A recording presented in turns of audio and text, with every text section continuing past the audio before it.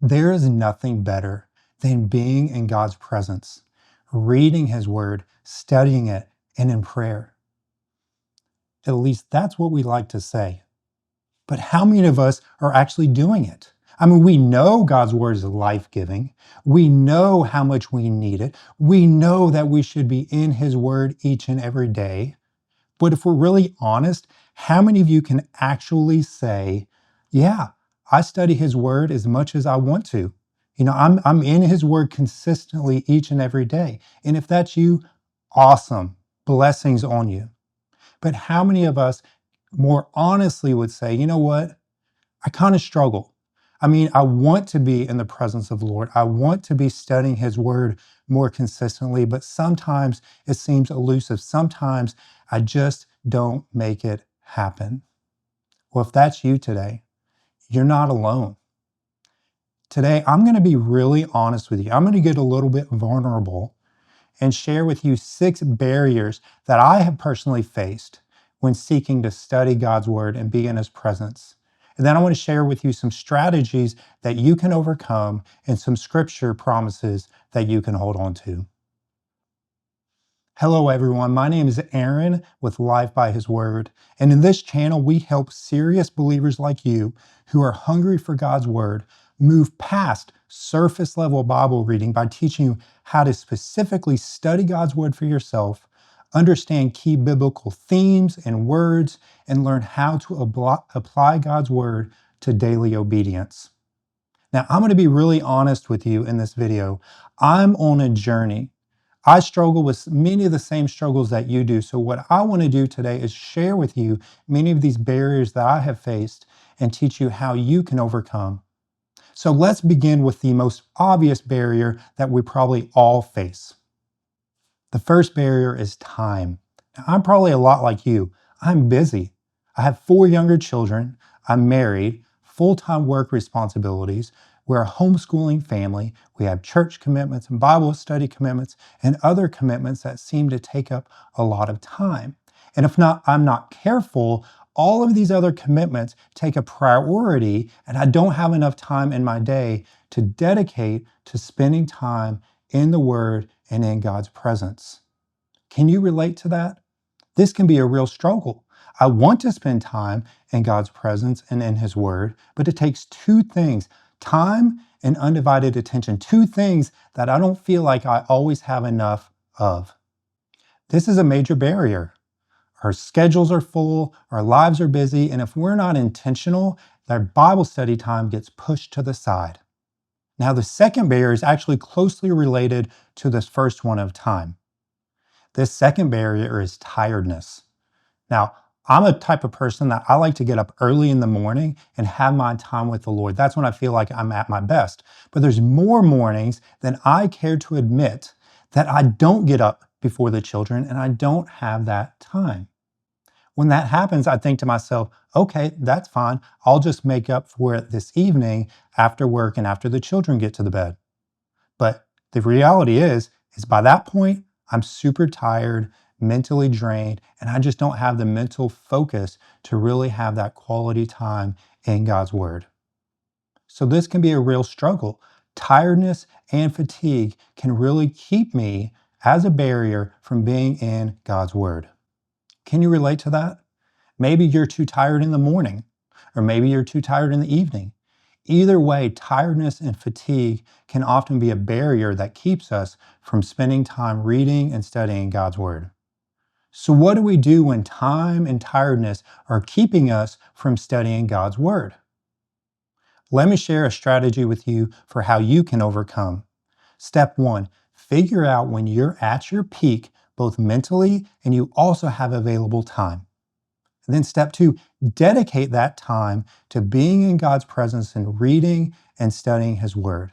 Now, don't make the mistake of saying, okay, I'm going to spend that time with the Lord for the rest of my life. No, we have to make it manageable. I would challenge you to say, okay, for the next 7 days, I'm going to spend time in the Word during this time of my day. Make it a 7-day goal. Then it becomes manageable and you start building that pattern and you start building that habit.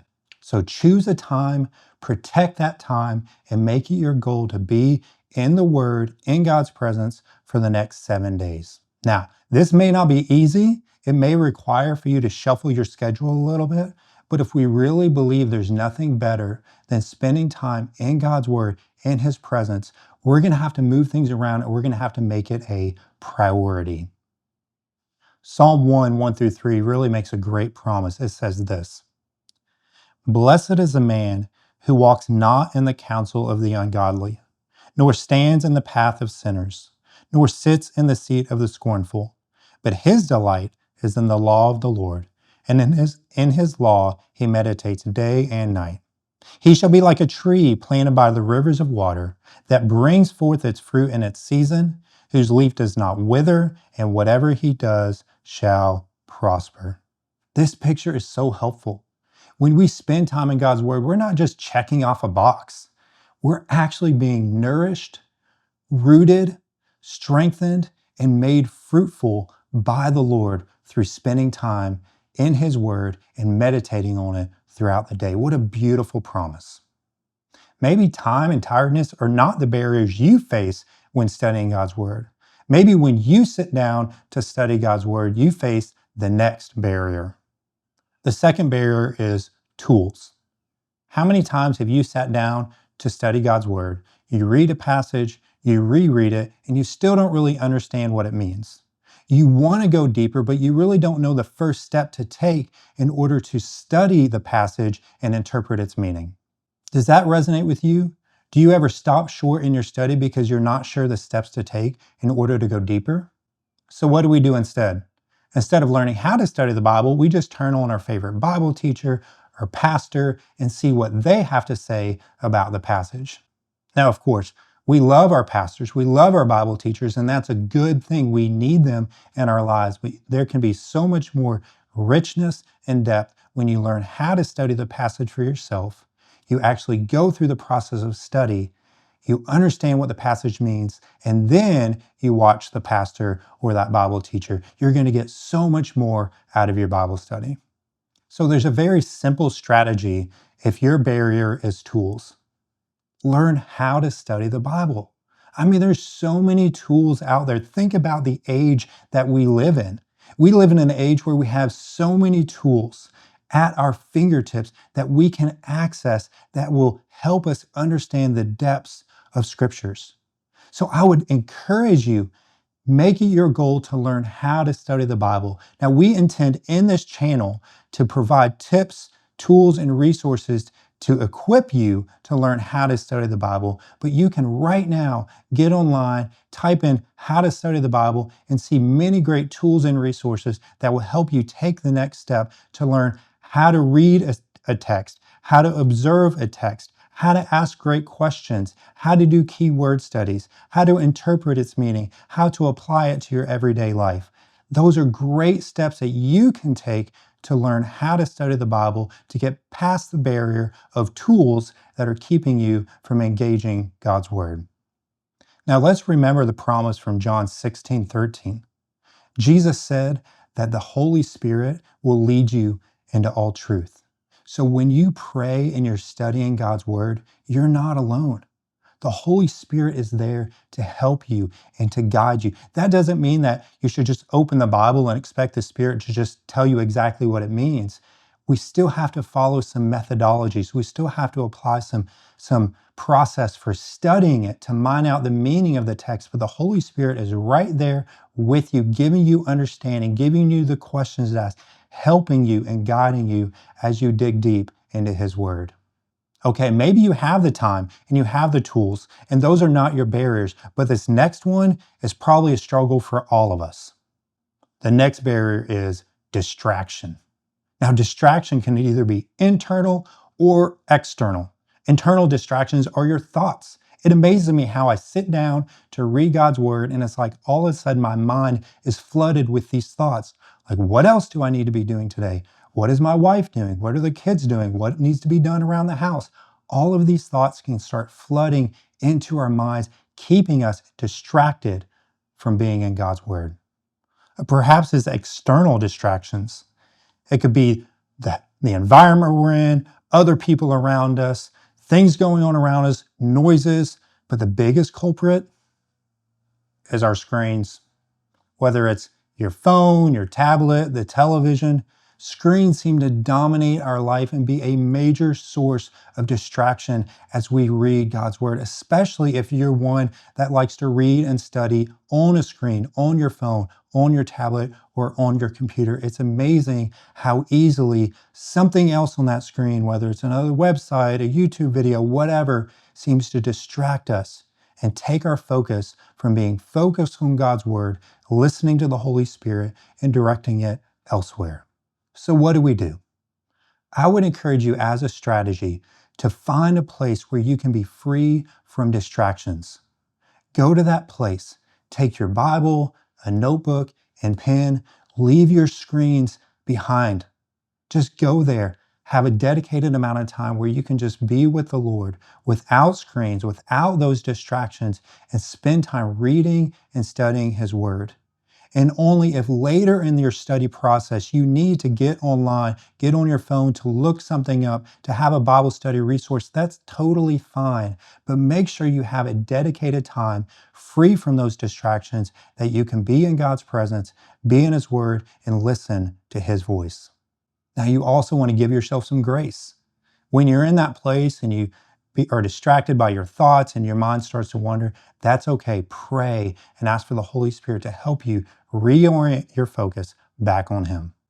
Now, I love this promise from Isaiah 26:3. It says this, "You will keep him in perfect peace, whose mind is stayed on you, because he trusts in you." That's what we want. We want our minds to stay fixed on the Lord. We want to experience His peace, and we want to walk in trust before Him. Speaking of distractions, if you're finding this content helpful, I would love it if you would subscribe to our channel, like the video, and hit that notification bell. That's really going to help us as we create more content pointing people back to God's Word. Okay, enough distractions. Let's go to the next barrier, which is discouragement. Discouragement can be a real barrier when trying to study God's Word. Perhaps it's been a couple of days since you've really devoted time to being in God's presence, reading and studying, and you feel guilty about that and you feel discouraged. Or maybe you sit down to read, but you don't remember what you read the day before. And you start having these thoughts of like, I should be farther along than this. I should be remembering. I should be going deeper in my Bible study. Does that resonate? Does discouragement ever keep you from reading and studying God's Word? Now, I really think this barrier is connected to the last one because those are not always your thoughts. And many times we can have the barrier of demonic oppression. Demonic oppression is very real. We all know the verse from Ephesians 6:10 that says the battle is not against flesh and blood. And there's a very real spiritual battle taking place. And there's nothing more that the enemy would love to do than to keep us from reading and studying His Word. And I believe that all of these barriers that we've talked about today can go back to some sort of demonic oppression and spiritual warfare. Now, I've experienced this demonic oppression at many times in my life. I can remember early in my marriage with Katie, we would sit down to read and to study God's Word together, and I would literally start falling asleep. I didn't recognize it then, but I recognize it now that that was demonic oppression. Even today, there are times when I sit down to read and about a minute or two into it, I'm yawning. Why am I yawning? I wasn't just tired when I was up walking around or watching a video. Of course, there are times when I'm just tired and that there is no spiritual battle, but there are many times, probably more than I even recognize, where there is a spiritual battle taking place and there's some demonic oppression that's trying to keep me from being in God's Word. Can you relate to that? Do you ever experience that tiredness or those distractions or that fatigue or whatever it is that's keeping you from God's Word? Now, the enemy loves to stay in the shadows, unnoticed, undetected, but still influencing us. Now, we need to be alert and recognize that there's a very real spiritual battle taking place, and we need to stand firm in the wicked day, being clothed with the full armor of God and the strength of the Lord. So how do we overcome distractions and demonic oppression? Before you sit down to read and to study, pray. Pray that the Lord would open your eyes. Pray that the Lord would guard you and protect you from spiritual attack. Stand firm and declare the truth that you have been given the Holy Spirit, you've been given the sword of the Spirit, and that you intend to overcome and to walk in victory as you spend time in His presence and read and study His Word. Let's remember the promise from 2 Corinthians 10, verses 3 through 6. For though we walk in the flesh, we do not war according to the flesh. For the weapons of our warfare are not carnal, but mighty in God for pulling down strongholds, casting down arguments, and every high thing that exalts itself against the knowledge of God, bringing every thought into captivity to the obedience of Christ, and being ready to punish all disobedience when your obedience is fulfilled. So what are these spiritual weapons that are mighty in God? We know the sword of the Spirit, which is the Word of God, prayer, fasting, worship, and many more. Weapons that we have available so that we can walk in victory over the oppression and the attack of the enemy, so that we can seek first the kingdom of God, walk in victory, and spend time in His presence. So here's my question for you. Which of these 6 barriers do you face the most when you're trying to read and study God's Word? Is it time, tiredness, maybe a lack of tools? Is it distraction, discouragement, or demonic oppression? Please take a moment and leave your answer in the comments. I really think that it could encourage other people that may be facing the same challenge. So there you go. There are 6 barriers that you can recognize and overcome when you're trying to read and study God's Word. Will you do something for me real quick? Will you think of one person right now who you believe would be encouraged and edified by this video? Will you take a moment right now to hit that share button and send them the video so that they can be encouraged to overcome these same barriers that we all face when seeking to read and study God's Word? Again, if this encouraged you, please subscribe to the channel, like the video, hit that notification bell, and I'll see you in the next video.